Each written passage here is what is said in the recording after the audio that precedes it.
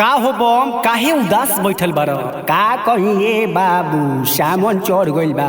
कहाँ से कावर लाई कहाँ से बेलपाता आ रात भर सोचनी हो तबो कुछ न लागल ह पाता ते ही कुछ व्यवस्था करे बाबू।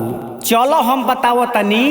बोलबम बोलबम जैसी जैसी बोलबम बोलबम Music by Kundan Das.